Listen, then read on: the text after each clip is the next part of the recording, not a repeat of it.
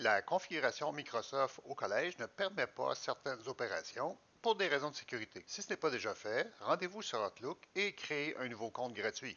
Lorsque votre compte Outlook ou Hotmail est créé, rendez-vous sur Visual Studio, puis connectez-vous sur Azure DevOps. Créez une nouvelle organisation, puis créez un nouveau projet, Café Urbania API, vos initiales. Chargez ensuite Visual Studio Enterprise sur votre poste de travail, puis ouvrez votre projet Café Urbania API. Sur le nom de la solution, bouton droit, ouvrez le dossier dans l'explorateur de fichiers, puis fermez Visual Studio Enterprise. Dans l'explorateur de fichiers, le dossier .git, cliquez, puis supprimez. Supprimez également le .git Attributes et le .git Ignore. Ouvrez le projet nouveau, associez votre projet à votre nouveau dépôt. Je vais dans Affichage, Explorer, Modification Git, créer un dépôt Git. Dans Azure DevOps, vous rentrez les informations de votre nouveau compte qu'on vient de créer dans Compte, Microsoft. Lorsque j'ai entré mon courriel et le mot de passe, le reste des informations se complètent, à savoir l'organisation, le projet, et je vais choisir un nom du dépôt. Je vais l'appeler Café Urbania API. Créer et envoyer. De retour dans Visual Studio DevOps, je clique sur mon organisation, je clique sur mon projet, je m'en vais dans Repos, puis dans la liste des repos, Café Urbania API, je clique.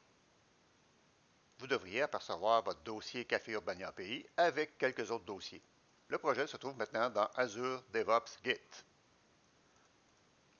Par la suite, rendez-vous sur Azure Portail, Sign In, et connectez-vous, s'il ne le fait pas automatiquement, dans votre nouveau compte.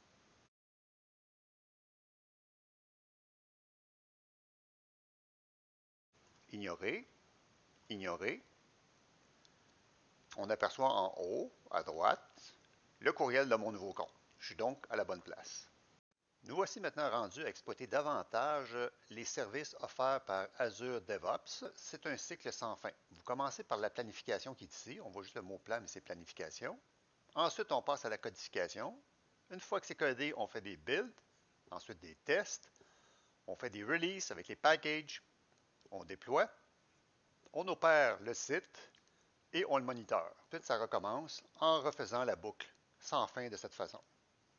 Azure DevOps offre 5 services, dont certains vous sont déjà connus.